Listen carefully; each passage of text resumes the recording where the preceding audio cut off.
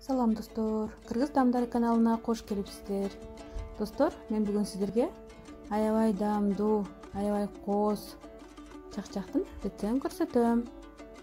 Анда эмесе мени менен чогуу болуңуздар. Биз биринчи камырын жүрүп алабыз. Идишке жылуу сүттү куюп, бир жумуртканы салдык. Жана эритилген сливочный май, туз жана разрыхлитель бардыгын жакшылап аралаштырып, унду салып, камыр жүрүп алабыз. Биздин камырыбыз орточо болуш керек.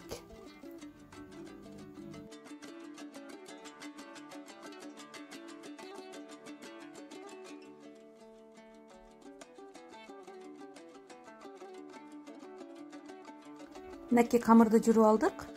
Эми үстүн жаап 20 мүнөткө тыныктырып коюп коебуз. Камырыбыз тынытканга чейин биз сиропун даярдап алышыбыз керек.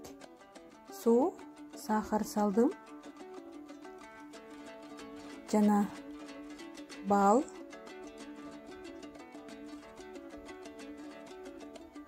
Жана лимон кислотасы бардыгын аралаштырып кайнатып баштадым. Бизге мына ушундай болгон сироп керек болот. Мына биздин камырыбыз дагы тыныгып турду.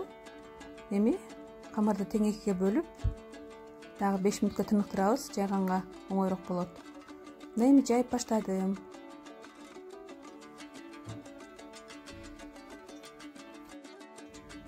Мынакей камырдын жоондугу мантыга же оромого жайла турган камырдай кылып жаябыз.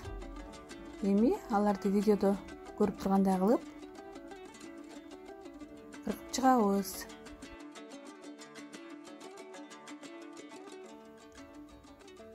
Эми ар бир 4 бурчтукту ортолорун ушундай тилкелерге бөлүп алабыз. Ортосун гана, эки жагын кеспейбиз.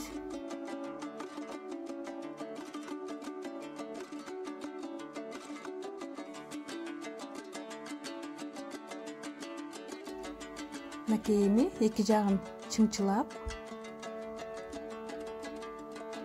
түйүп баштадым.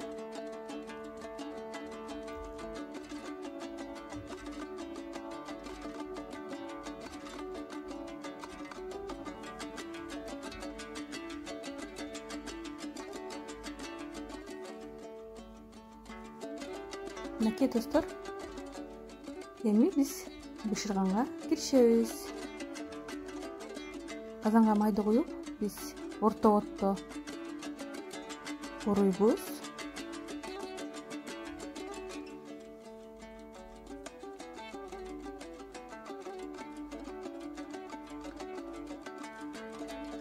Оодарып баштадым.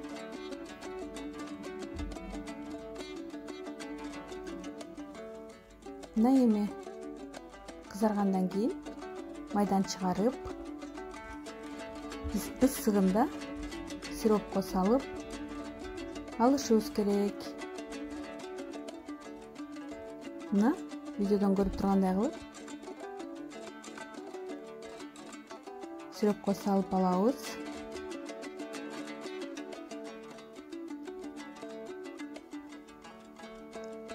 Биз калган камырларды да ушундай кылып бышырып алабыз. Ысыгында сиропко салышыбыз керек. Мынакей аябай кооз болуп чыгып атат.